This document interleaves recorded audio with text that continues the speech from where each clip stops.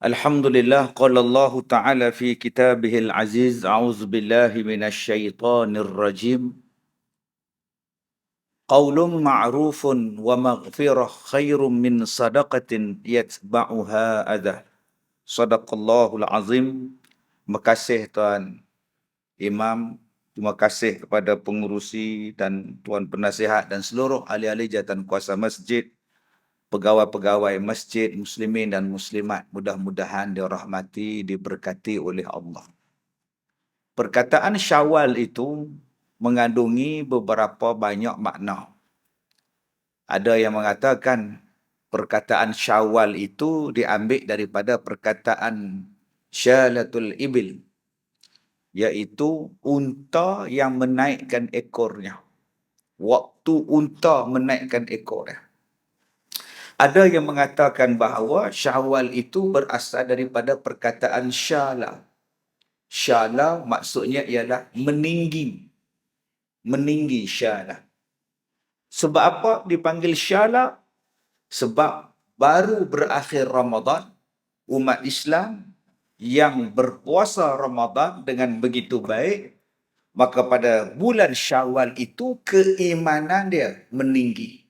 Keimanan dia menegak. Hasil daripada ditarbiyah sebulan dalam bulan Ramadan. Hasil dididik dalam madrasah Ramadan. Hasil berusaha di dalam bulan Ramadan, maka Allah Ta'ala datangkan di dalam bulan Syawal ini suatu perasaan, suatu kenikmatan yang masih terbawa-bawa lagi daripada kenikmatan di dalam bulan Ramadan. Maka dia dipanggil sebagai Syalah. Semangat itu masih kuat, ada lagi perasaan kerana keinginan yang berbuak-buak, yang membuak-buak daripada Ramadan yang lepas. Sebab itu tuan-tuan yang saya hormati, ada di kalangan kita hari raya yang kedua dah puasa Syawal. Dah tamat dah pun 6 hari. Ada yang belum tamat lagi puasa 6. Tetapi dalam hati dia berdebar-debar. Sempat ke sebab banyak open house sekarang ni. Takut tak sempat nak habis kan. Ada yang tak datang ke masjid, dia rasa lain rasa dia tak datang sembahyang di masjid. Ada orang yang boleh bangun lagi sahur. Pukul 5 pagi dia bangun. Rupa-rupanya dah habis dah Ramadan. Tidur balik dia. Sebab dah biasa sangat bangun pukul 5 pagi. Ada yang tuan-tuan duk teringat-ringat lagi tentang berbuka puasa. Terbayang-bayang lagi dia sembahyang tarawih. Begitulah yang disebutkan tentang maknanya Syawal ini. Yang kedua, ada beberapa perkara yang penting yang berlaku sepanjang bulan Syawal kepada Nabi Muhammad sallallahu alaihi wasallam. Pertamanya ialah adanya dakwah Rasulullah sallallahu alaihi wasallam ke Taif pada bulan Syawal. Nabi berdakwah di Taif pada bulan Syawal sebelum berlakunya peristiwa Isra' dan Mi'raj, sebelum berlakunya peristiwa hijrah dan sebagainya. Nabi berdakwah dahulu di Taif. Tetapi sambutan daripada penduduk Taif sangat menyedihkan. Sangat mendukacitakan, berlaku pada bulan Syawal. Begitu juga Siti Aisyah radhiyallahu anha berkahwin dengan Nabi sallallahu alaihi wasallam pada bulan Syawal. Berlakunya pernikahan, perkahwinan yang membawa makna yang begitu besar dalam sejarah Islam pada bulan Syawal. Dan begitu juga berlakunya peperangan Uhud di dalam bulan Syawal. Tuan-tuan yang saya muliakan, keistimewaan Islam ni tuan-tuan. Ada orang kata, Ustaz, kalender Islam hijrah dengan kalender Masihi sama ya Ustaz. Januari, Februari, Mac ke sama lah Ustaz dengan Muharram, Safar, Rabiul Awal, Rabiul Akhir sama ya. Saya kata tak sama. Tak sama. Sebab di dalam kalender Islam ada banyak keutamaan, kemuliaan dalam bulan-bulan itu. Bila sebut bulan Muharram, ada keistimewaannya. Bila sebut tentang bulan Rabiul Awal, ada peristiwa besar yang berlaku di situ. Bila sebut musim haji, ada bulan-bulan haji. Malah ada bulan-bulan yang dipanggil haram, bulan-bulan haram. berperang dan sebagainya. Ada bulan yang dikhususkan untuk ibadat di dalam bulan dia. Namanya ialah Ramadan. Terlalu banyak berlakunya di dalam bulan-bulan. Sebab tu kalau kita mengatakan bahawa sama je bulan kalender Masihi orang putih dengan kalender orang Islam, kalender Melayu ni sama ke tak? Tak sama tuan-tuan. Bila sebut Syawal, maka ada 6 hari disunatkan berpuasa di dalam dia. Jadi jangan kita kata pula engkau puasa apa ni? Saya puasa sunat 6 Safar. Tak ada tuan. Dia ada 6 Syawal, jangan duk buat pula. Abang puasa apa ni abang? Abang puasa wajib. Puasa Ramadan hari tu abang tak sempat buat. Maklumlah abang ni peniaga pasar Ramadan. So abang gantilah bulan Zulkaidah kata dia. Tak ada tuan-tuan, tak ada maknanya tuan-tuan. Sekarang ni bulan Syawal, jangan tuan-tuan pergi buat haji pula. Mana yuk? Saya nak wukuf di Arafah. Bila? Lusa kata dia. Jadi tuan-tuan, ini beza dia. Sebab itu tidak sama kedudukan itu. Habis tu Ustaz, yang kita pakai sekarang ni 11 Mei, 12 Mei, 10 Mei, 13 Mei. Adakah kita menggunakan kalender orang putih ni berdosa tak? Gaji masuk 25, 26. Dosa ke Ustaz? Tak berdosa. Tadi Ustaz cakap, saya tak cakap berdosa. Saya cakap kalender Islam, dia berkaitan dengan ibadat. Bila 1 Ramadan, puasa wajib. Bila 1 Syawal, hari raya Aidilfitri. Bila 10 Zulhijjah, hari untuk awak berhari raya. Datang pula hari tasyrik untuk awak berkorban selepas itu. Dia berkaitan dengan ibadat. Saya tak kata pun berdosa guna 20-23. Tak pun, tak ada kan.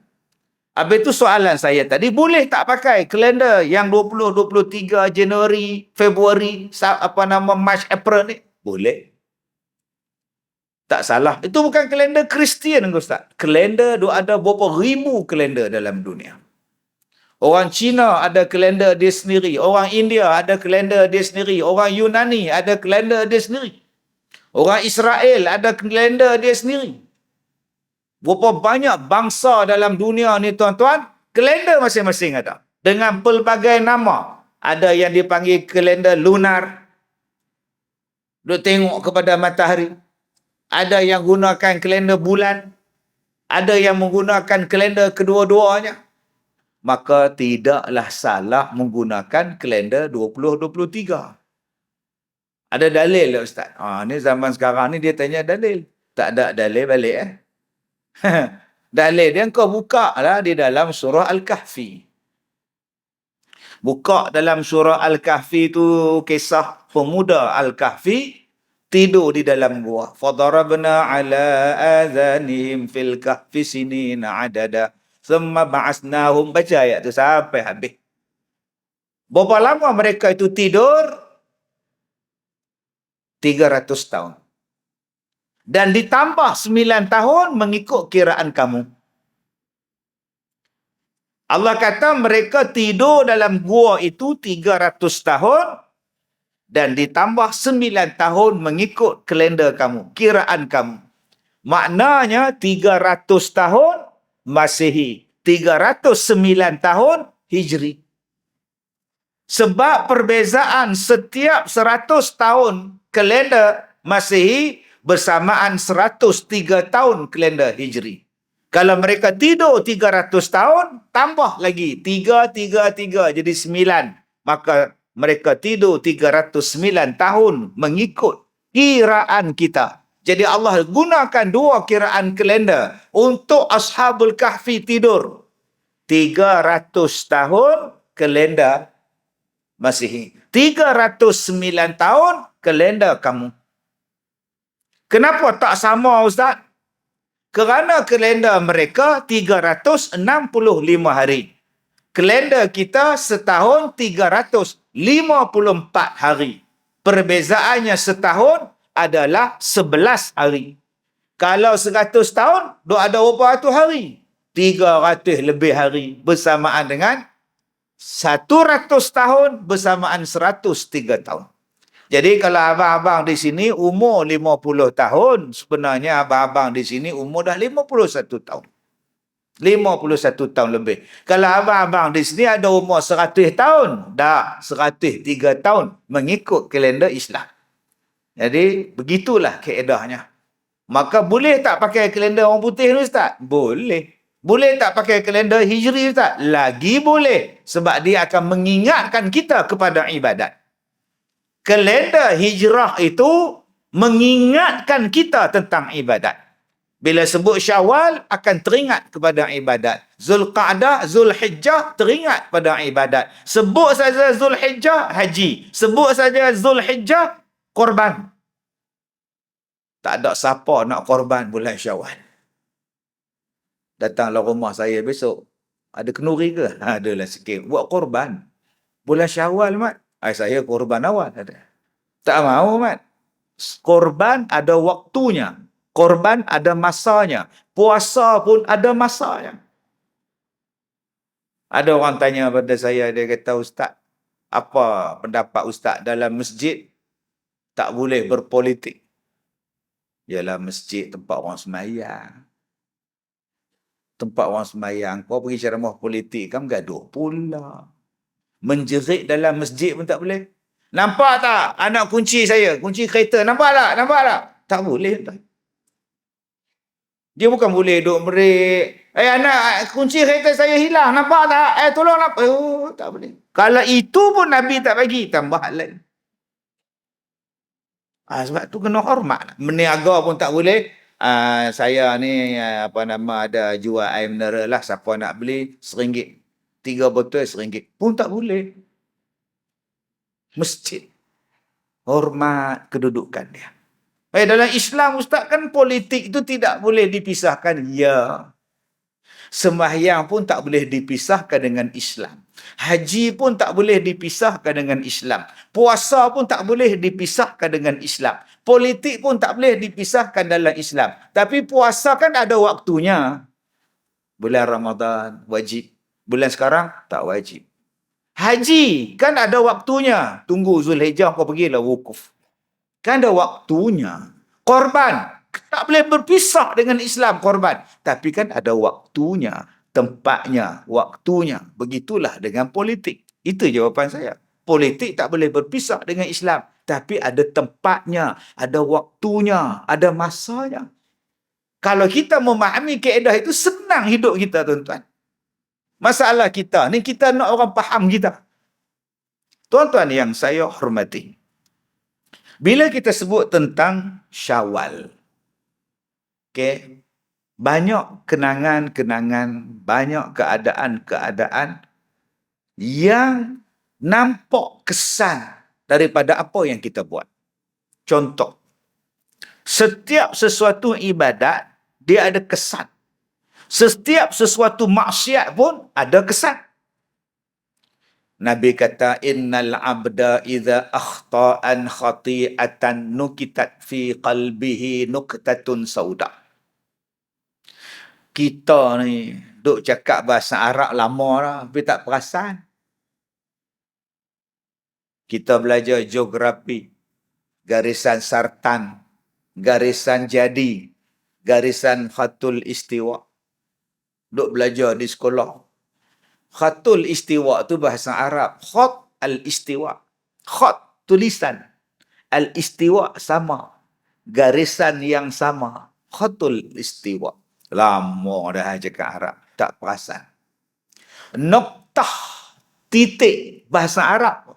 Noktah, titik. Kita guna perkataan noktah. Dah, tutup. Noktah, titik. Bahasa Arab. Nabi kata apa? Innal abda idza akhta'an khati'atan nuktah. Nabi kata. Sesungguhnya hamba Allah bila dia buat satu kesalahan, akan terjadilah satu titik hitam dalam hati dia. Innal abda idza akhta'an khati'atan nuktatun sauda. Nuktah as-sauda. Titik hitam. Sauda tu hitam. Titik hitam. Kita sebut Hajarul Aswad lah, apalah. Titik hitam. Yang kita selalu sebut Habbatus Sauda. Jintan hitam. Nuktatun sauda. Titik hitam. Kata Nabi, tiap-tiap kali engkau Buat benda jahat, satu titik hitam dalam hati kau. Satu titik, satu titik. Sekali buat, sekali buat, sekali buat, sekali buat. Agak-agak berapa ribu titik.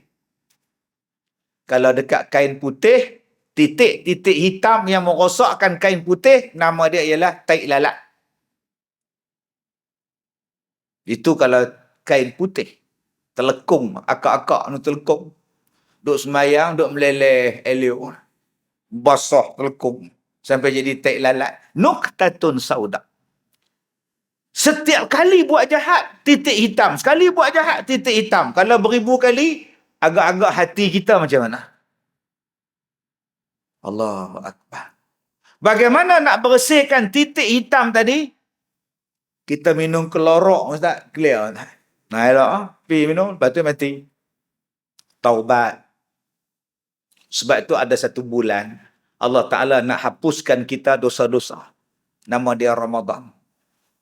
Man shoma ramadanan imanan wahtisaban ghufira lahu ma taqaddama min dzambih. Siapa yang puasa bagus-bagus, Allah Taala hapuskan titik-titik hitam, noda-noda dia, kekotoran dia, dosa dia yang selama ni bersarang dalam jiwa dia.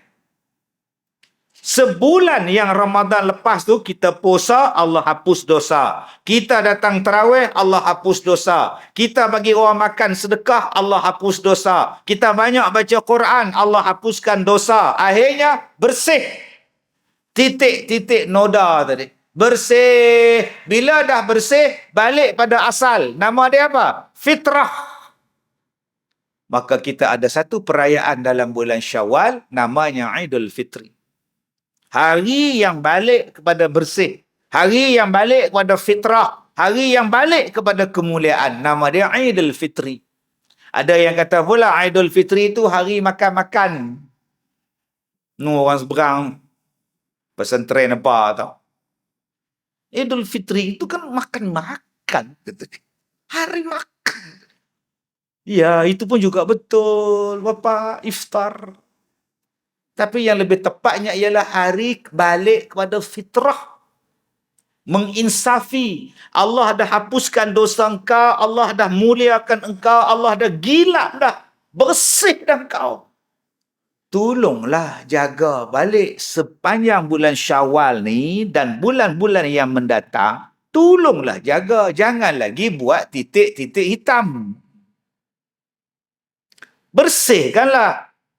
Macam orang yang semayang. Ada tak kesan dia? Ada. Orang yang balik haji. Ada tak kesan dia? Ada. Orang yang bersedekah. Ada tak kesan dia? Ada. Orang yang bayar zakat. Ada tak kesan dia? Ada. Cuba tengok orang yang membayar zakat. Harta dia makin berkembang. Zakat itu berkat. Berkat itu maknanya berkembang. Cuba tengok orang yang tak bayar zakat. Hatinya susah, jiwanya tak tenang, hutangnya banyak. Orang yang bayar zakat, hatinya tenang, hatinya seronok. Semalam datang jumpa saya tanya zakat, perniagaan berapa bayar? Dia kata, Alhamdulillah, tahun ni bayar 300,000 Ustaz. Oh, bagus. Mudah-mudahan Allah tambahkan rezeki awak. Bayar zakat dekat pejabat, zakat 300,000. Alhamdulillah, bagus. Syukur. Jangan lupa. Kesan daripada zakat tu apa? InsyaAllah Allah Ta'ala sebut dalam Quran, Ma anfaqtum min syai' fahuwa yukhlifu.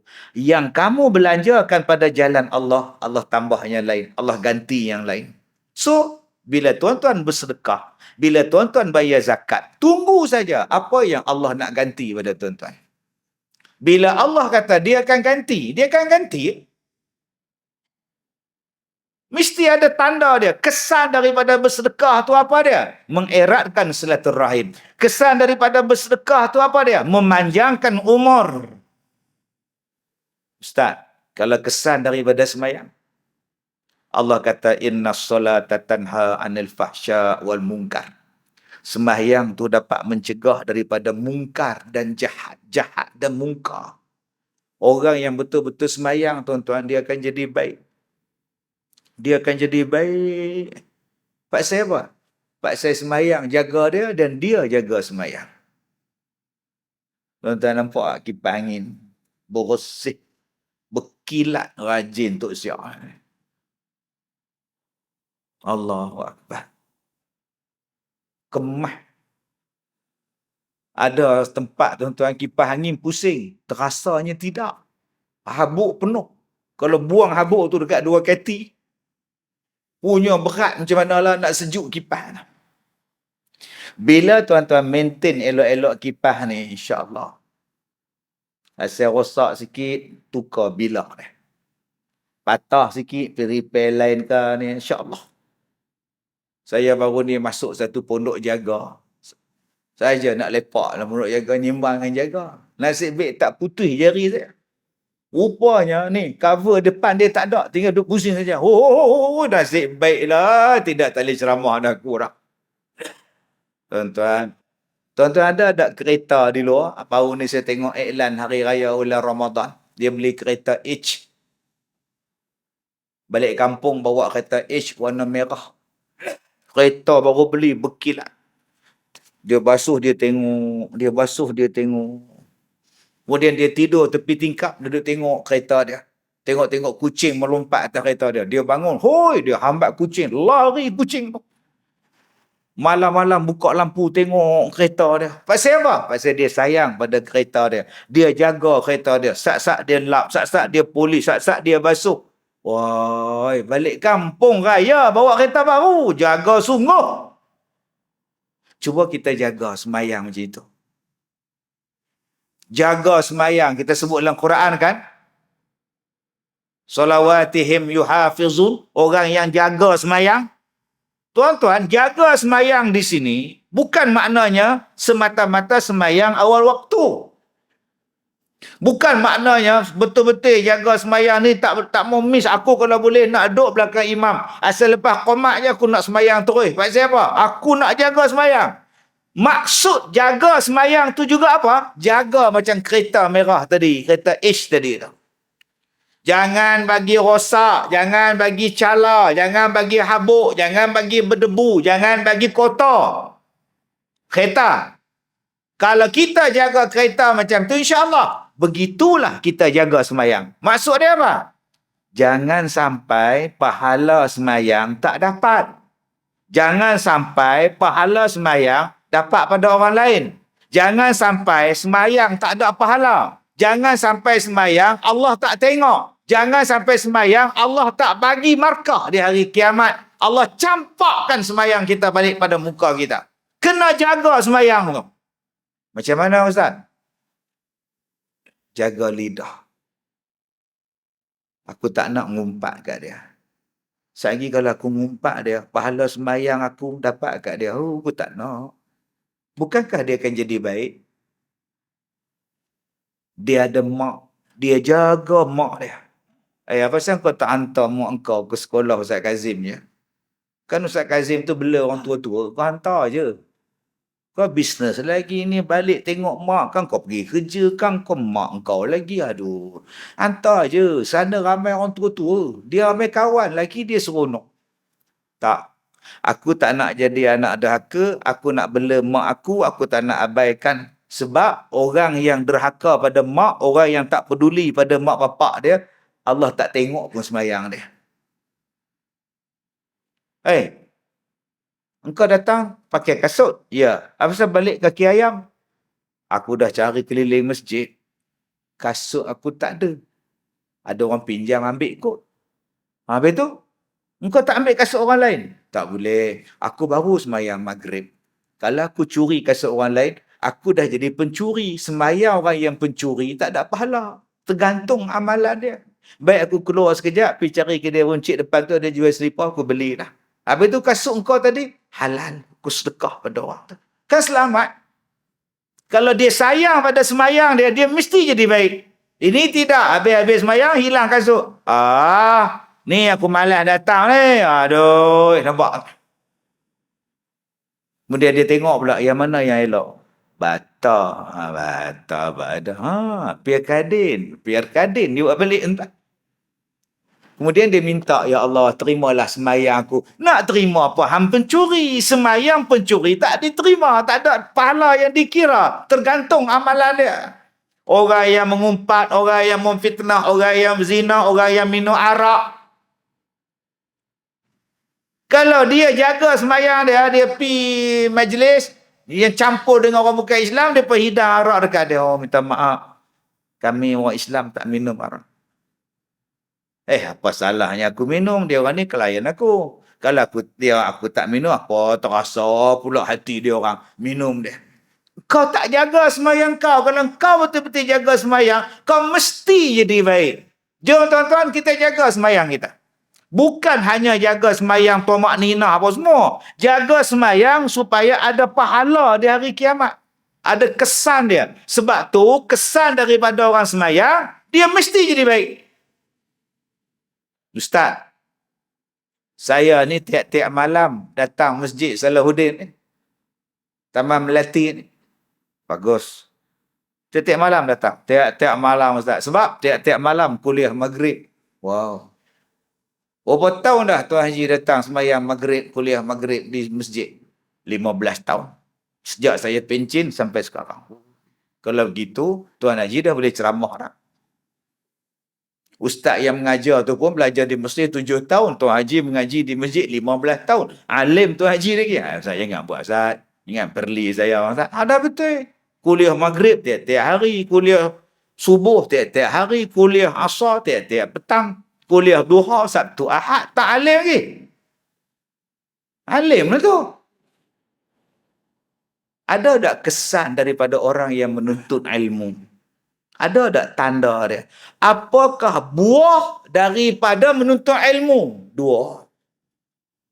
Buah daripada menuntut ilmu ada dua. Pertama, warak. Makin dia belajar, makin dia warak. Makin lama dia belajar, makin dia warak. Warak ni bukan jalan tunduk. Haji Din tu warak betul. Berjalan tak pernah angkat kepala. Naik motor pun tunduk je. Tu yang langgar tiang elektrik tu. Tu bukan warak, tu bengong nama dia. Dah bawa kereta, tengoklah ke depan. Bawa motosikal, tengoklah ke depan. Warak ni tak buat benda jahat. Warak ni, tuan-tuan, dia mengelakkan dosa. Warak ni maknanya dia tak suka dosa. Lagi dia belajar, lagi dia warak, tuan-tuan. Nak tengok dia ketawa pun susah. Lagi dia belajar, lagi nampak dia Allah. Tu nama dia warak. Nombor dua, buah daripada menuntut ilmu tu apa? Dia menghasilkan kata-kata yang baik. Qaulun ma'ruf. Kalau tuan-tuan belajar, tuan-tuan lama menuntut ilmu, kata-kata tuan-tuan, buah kata tuan-tuan, tutur kata kita macam orang tak mengaji. Maknanya, buah daripada mengaji itu masam, tak elok, tak sedap, tak boleh dimakan. Siapa yang salah Ustaz? Saya tak tahu. Mungkin dia yang salah, dia tak ikhlas menuntut ilmu, mungkin guru dia tak mursyid, kesan dia tak sampai mendalam. Kalau kesan dia sampai, dua ini akan dapat pada orang yang menuntut ilmu. Pertama, warak. Kedua, akhlak dalam perkataan. Dia takkan meninggi diri, dia takkan sombong dengan perkataan. Dia takkan menyakitkan hati orang dengan perkataan. Perkataan dia adalah baik, baik, baik. Itu hasil daripada orang yang berada dalam majlis ilmu. Orang yang pergi haji, ada tak tanda dia Ustaz? Ada? Apa tanda dia Ustaz? Oh, title dia haji apa? Tak pun hajar. Din. Oh, Din. Tak jawab. Tuan Haji Din. Ya. Oh, baru jawab. Kita pun tak perasan. Dia baru balik haji. Kita panggil dia Din lah. Tiap-tiap pergi lepak kedai roti canai. Din. Mainlah minum Din. Din. Pekak ke orang tua ni? Din. Dia kan baru balik haji. Tuan Haji Din. Ya. Marilah minum. Oh, terima kasih. Saya nak balik lah. Mak Haji tunggu di rumah. Oh, Mak Haji tuan. Dulu panggil Din. Kelang kabut menjawab. Tak panggil pun datang. Sekarang Bila kena panggil Tuan Haji baru dapat. Itu kesan pertama balik haji. Dapat title. Ada orang tanya, Ustaz, kenapa bila balik haji dapat panggilan haji? Tuan Haji, Puan Hajah. Mana saya tahu. Orang dulu nak hormat. Balik daripada haji, penghormatan. Dapat dah nombor 1. Semayang ni besar. Imaduddin. Besar semayang. Haji pun rukun Islam. Semayang pun rukun Islam. Tapi orang tak panggil puasa dekat orang. Orang tak panggil semayang dekat orang. Yang dihormati Tuan Semayang, Ustaz Kazim. Tak panggil tuan. Yang dimuliakan Tuan Puasa, Haji Badaruddin. Tak tuan. Tapi kalau haji, panggil haji. Tuan Haji, Puan Hajah. Orang hormat haji. Kemuliaan dapat dah. Nombor 1. Kesan daripada haji itu. Nombor 2. Bila sebut saja haji, kedudukan naik. Kedudukan naik. Balik daripada haji, ya, pakai jubah datang masjid, apa orang masjid akan nampak? Tuan Haji ambil berkat jadi imam. Tuan Haji kata, tak apalah. Dia gelak. Tak, bukan suruh gelak Tuan Haji, suruh jadi imam. Batuk tak habis lagi. Ya? Batuk tak habis, sakit tekak. Tak apa kot, sembahyang Zuhur. Tak payah bunyi apa, datanglah. Tu imam tu pun jahat. Tuan. Saja nak perkena. Nak balik malu. Jadi kalau kita nak tolak, tak nak jadi imam, kita nak kata apa? Mudah aja tuan-tuan. Minta maaf, saya COVID. Lari semua orang. Tinggal dia seorang yang suruh tuan ni. Tak mana faham-faham. Tak faham sudah tuan.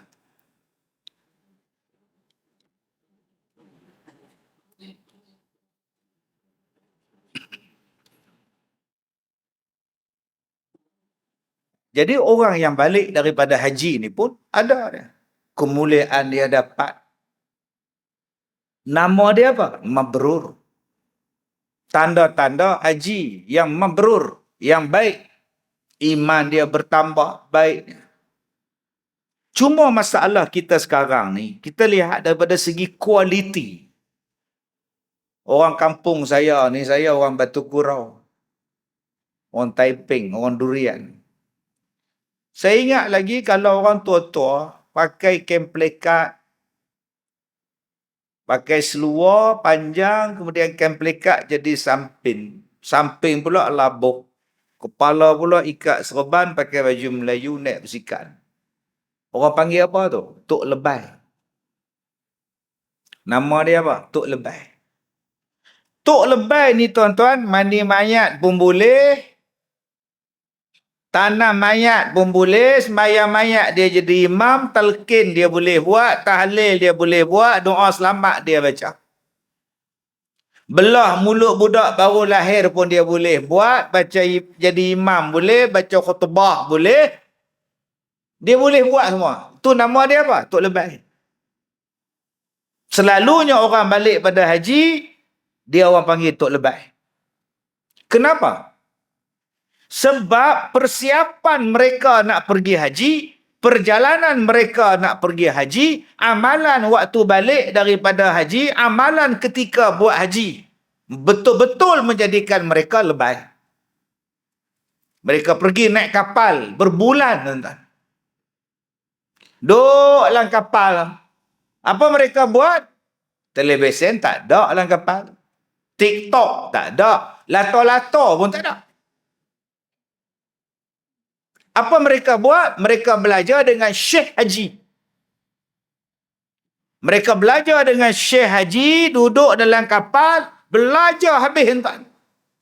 3 bulan perjalanan pergi balik ni tuan-tuan, mereka jadi lebay, alim. Duduk di sana pula berpuluh-puluh hari sementara nak tunggu wukuf, mereka tak shopping. Mereka tak makan ais krim di Jabal Rahmah.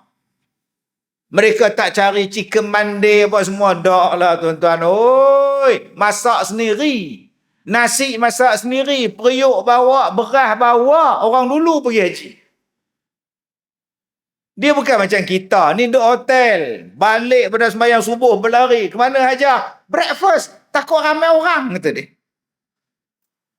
Sembahyang maghrib, lari balik. Mana Hajar? Makan malam, takut ramai orang, kata dia. Kerja dia lepas sembahyang lari. Lepas lari sembahyang. Orang dulu-dulu tuan-tuan, dia tak macam kita pergi haji, pergi umrah. Makanan bawa sendiri, bekal, masak sendiri, semua sendiri. Apa nak buat? Belajar. Sebab itu 6 bulan pergi haji, balik tu jadi alim. Hang tolaklah mandi mayat, dia boleh buat. Kamu tolaklah dia baca sifat 20, dia boleh baca. Tolak jadi imam, dia boleh jadi imam. Cuba tengok orang sekarang, pergi haji, pergi umrah. Agak bukan saya kutuk tuan-tuan, tak, ni cerita di Afrika. Dia nak jadi imam untuk isteri dia pun dia tak berani. Tolak dia jadi imam. Covid, astagfirullahalazim. Tolak dia baca tahlil. Nabi tak pernah buat bid'ah. Itu alasan dia. Pasal dia tak berhenti baca. Dia bubuh bid'ah. Selamat. Mat, turun mandi mayat. Saya ni bab mayat ni, saya bukan apa. Saya ni teringat badi mayat. Semua tak boleh ni, haji apa? Baca doa selamat sikit. Allahumma barik lana fima razaqtana. Tu bukan doa makan. Boleh lah apa doa boleh lah. Sebab perjalanan 8 jam. Duduk atas kapal terbang, tidur. Jaga-jaga pramugari encik, makan encik, makan. Lepas makan, tidur balik. Duduk di Mekah dalam Masjidil Haram, selfie. Tawaf, ambil gambar, buat live. Sekarang sedang tawaf sunat. Atau bila masa hang tak ada kitab. Sebab tu nak dapat mabrur bagi tuan-tuan yang nak pergi haji tahun ni. Ni, benda hak kena jaga ni menatang ni. Tak jujur. Ni duduk padang Arafah, patut baca Quran, berdoa, duduk tengok TikTok. TikTok pula gambar macam-macam, video macam-macam, duduk tonggek perempuan menari dengan seluar pendek dia. Kita tengah duduk haji, duduk di padang Arafah tu, duduk wukuf tu. Petang tu duduk menangis dia saja tengok TikTok. Isteri duduk sebelah. Kita pun duduk baca doa ketika Arafah. Tiba-tiba masuk gambar perempuan seksi duduk menari. Astaghfirullahalazim. Cepat-cepat swipe ke atas. Isteri pun balik ke kemah dia. Dia cari balik. Mana ke dia gambar tu? Jahat betul tuan. Haji apa hang ni? Tu nama dia Haji Mardut nama dia tak? Jadi yang mana yang nak pergi haji tahun ini, jaga menatang ni elok-elok. Ada perlu je tengok. Tak ada perlu. Hang ni menjauhkan aku lah daripada kebaikan. Nak baca Quran, nak tengok doa, silakan. Nombor 2, hak kena jaga apa? Wala jidal, wala fusuq. Ni jaga lidah. Jangan duk berbantah. Kenapa kita bantah? Bergaduh, jidal, bertekak. Kita bertekak ni pasal apa? Pasal Manchester kalah 5-0, gaduh. Jidal pasal bola. Pasal apa kita bergaduh nombor 2? Pasal ni berzikir lepas sembahyang ni, apa hukum ni? Ada Nabi buat ramai-ramai kan zikir tu. Tak apa salahnya, bukannya haram. Tak soalan dia, bergaduh pula dah pasal bid'ah. Bergaduh nombor 2. Bergaduh nombor 3 pasal apa? Pasal pangkah. Tu nombor 3 bergaduh. Di Mekah duk Ustaz, diam Ustaz. Aku tak mau cakap pasal politik, aku tak mau. Aku nak buat haji. Bukan kata di masjid ni je. Ustaz rehat Ustaz. Aku nak sembahyang. Bak politik kita nyembang bak lain. Ni dalam masjid. Begitulah waktu haji bergaduh di Mekah tu pasal pangkah. Bertumbuk tu. Masing-masing buat bendera. Hoi, hoi, hoi. Udah bergaduh entah. Boleh tak rehat sekejap? Entah. Rehat. Supaya kita dapat haji yang terbaik. Saya bulan ni 5 orang datang jumpa Ustaz. Tolonglah Ustaz buat surat sikit. Surat apa aja? Surat apa makcik? Surat apa abang? Saya nak pergi haji tak dapat. Tolonglah Ustaz buat surat rayuan sikit kat tabung haji. Lah. Saya ada kena mengena apa dengan tabung haji? Tak ada kena mengena. Dah lah surat Ustaz kok laku Ustaz. Saya ni kak apa pun tak penceramah aja saya tak. Nak jadi ahli politik, tak jadi bertanding. Mana faham tak faham sudah.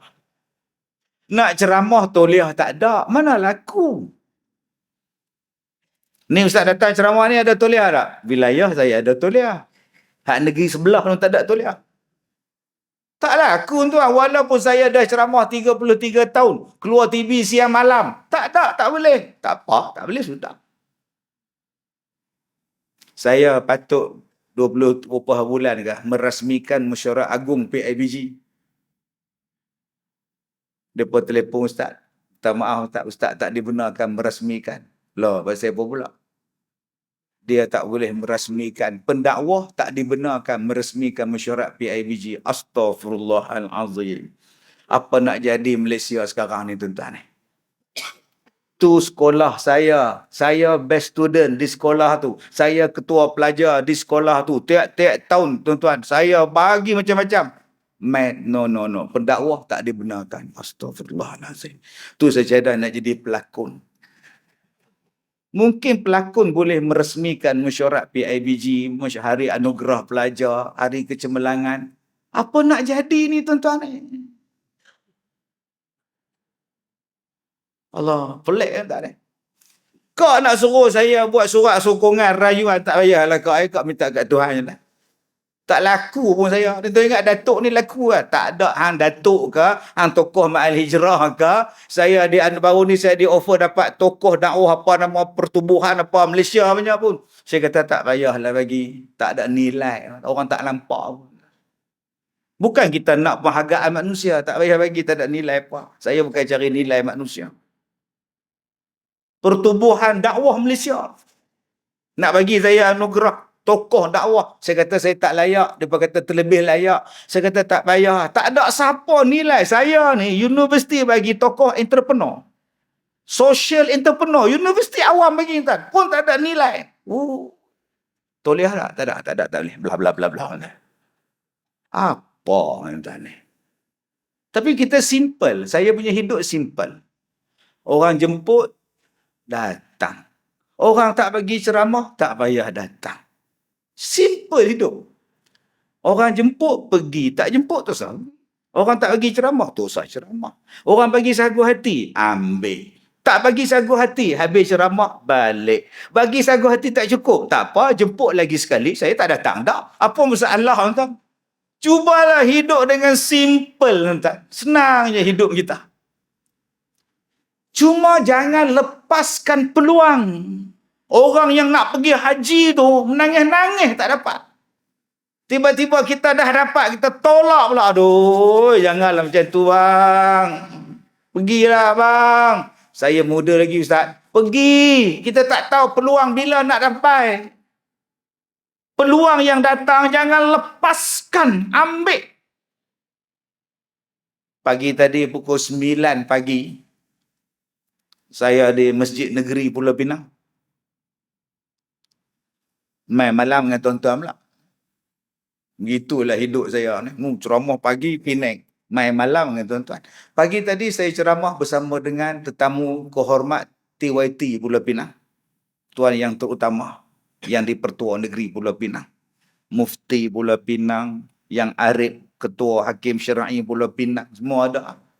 Tan Sri, semua ada. Tuan-tuan tahu tak? Tajuk dia pasal apa?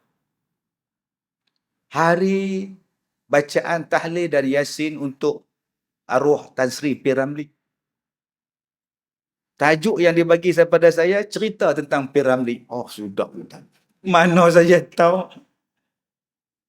Tapi pasal tone ada segan, pada tone mufti pun ada segan, tuan-tuan. Saya bahagikan cerita tentang P. Ramlee itu sebagai seorang karyawan, seorang seniman agung. Saya bahagi pada 3 bahagi. Ambil pelajaran daripada kisah P. Ramlee. Bagaimana dia membentuk, bagaimana dia buat nama, bagaimana dia berkarya, macam-macam karya dia. Saya sebut macam mana supaya karya itu boleh diingat sampai bila-bila oleh orang yang menonton. Tuan-tuan, hari ini dialog filem P. Ramlee sampai sekarang tuan-tuan ingat.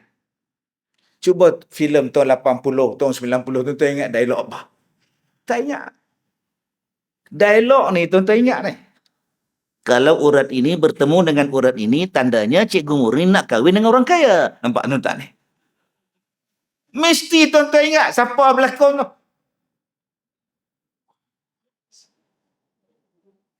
Hang tuah tak boleh, hang jebak tak boleh.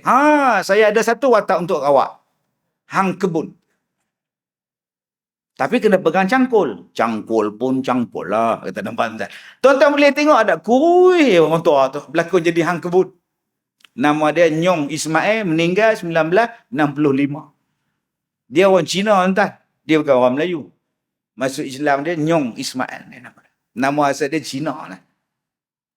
Tuan-tuan, P. Ramlee punya buat filem, dia dikelilingi oleh orang-orang yang hebat, dia menjadi hebat. Kalau tuan-tuan nak jadi hebat, carilah orang yang hebat. Dia dapat penulis yang hebat, H.M. Rohaizat, Jamil Sulong, Sudar Maji, A.R. Pompel, Ainul Jamal. Itu untuk dia. Penulis lirik. Dia buat lagu dan dia pun tulis lirik. Bergabung sekali, nah lagu dia.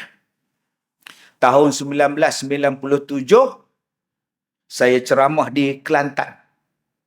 Keluar, ada lagi dalam YouTube kan, saya tak tahu. 97 punya lama saya ceramah. Saya kata P. Ramlee tu lagu dia sedap sebab dia tulis Jawi. Dia tulis tajwid. Dilagukan mengikut tajwid. Bulan bawah bu mat asli. 2 harakat saja. Lam nun mati bertemu dengan dal ikhfa hakiki. Lan mesti dengung. Bulan, nampak? Dan juga angin. Angin boleh panjang. Ma'arik li sukup. Nampak tak? Telah ku renung dalam kitab Qalqalah Kubra. Sebab tu lagu dia orang suka. Sekarang ni lagu bawa buma asli dia belasah 6 harakat. Bulan. Nampak tuan-tuan? Lagu tu kau tahu nak minat dia sekarang. Nombor 2 saya kata. P. Ramlee tu, yang ni saya nak sebut ni. Dia tak lepaskan peluang. Apa yang ada, ambil. Walaupun hanya sekadar tempelan watak. Walaupun hanya sekadar sebuah lagu. Walaupun hanya sekadar pak pacak. P. Ramlee ambil. L. Krishnan pergi ke Pulau Pinang, bawa dia pergi Singapura, suruh jadi penyanyi. Dia terima tawaran L. Krishnan. Dan watak yang dia bawa dalam filem, mula-mula dia bawa watak jahat. Badan kurus, jerawat penuh, jadi jahat. Kena tumbuk dengan hero. Hero pula Usman Gumanti dengan Romaino. Kalau kau nak berjaya, kau kena ambil peluang. Adik-adik, nak jadi orang hebat, berjaya, apa peluang yang ambil, datang, ambil. Orang suruh jadi imam. Jadi imam, ambil. Sebab belajar. Kau boleh jadi imam lah. Tu imam kita tak datang, sakit perut. Kau boleh jadi imam, ganti sekejap. Tak boleh pakcik. Pakcik lah imam. Pakcik Bilal. Saya nak qomat. Kalau saya tak qomat, siapa nak qomat? Oh, Tok Bilal cerdik tuan. Masalah dia, kita lepaskan peluang. Jadi imam sembahyang maghrib. Allahu Akbar. Alhamdulillahi Rabbil Alamin. Ar-Rahmanir Rahim. Hak duduk dalam kereta masuk, yang duduk dalam tandas keluar. Cebok pun tidak, siapa pula datang. Pengurusi datang, penasihat masjid dengar. Budak mana jadi imam ni? Ini anak Haji Zul. Bagus dia baca. Bagus dia baca. Kalau begini, tarawih boleh ambil dia. Nampak? Peluang tu. Asalnya apa? Bidan terjun dia jadi imam. Sekarang lekat jadi imam. Engkau suruh dia sembahyang isyak. Bawa lagu Sudaisi. Abdul Rahman Sudais. Abdul Rahman Sudais tak main lah. Kita ambil pula Ramidi pula. Allahu Akbar. Alhamdulillahi Rabbil Alamin. Ar-Rahmanir Rahim. Ui, Ramdi. Habis-habis salam dia tanya orang belakang. Macam Arab tak? Astaghfirullahalazim. Tu Ustaz bagi tuan-tuan merapu. Nampak sangat riak tuan. Jadi abang-abang akak-akak, jangan lepaskan peluang. Apa peluang yang ada, ambil, buat yang terbaik. Sebab peluang belum tentu datang lain masa. Okey? Itu orang putih 1958 sebut dah. 1958 dia sebut dah benda ni. Tomorrow. Why wait until tomorrow? Cause tomorrow sometimes never comes. Nampak? 58. Duk menyanyi sampai lah. Umur 80 lebih orang tua tu.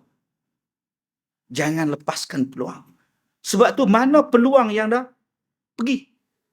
Saya orang jemput saya ceramah untuk budak tadika. Saya terima. Ustaz, kami daripada tadika Nur ni, Ustaz nak terima tak ceramah? Untuk buat di mana tu?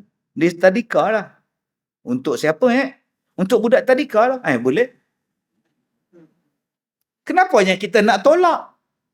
Betul ke Ustaz? Ustaz selalu buat ceramah di masjid, di padang, dewan, semua. Takkan tadika? Apa masalah tadika?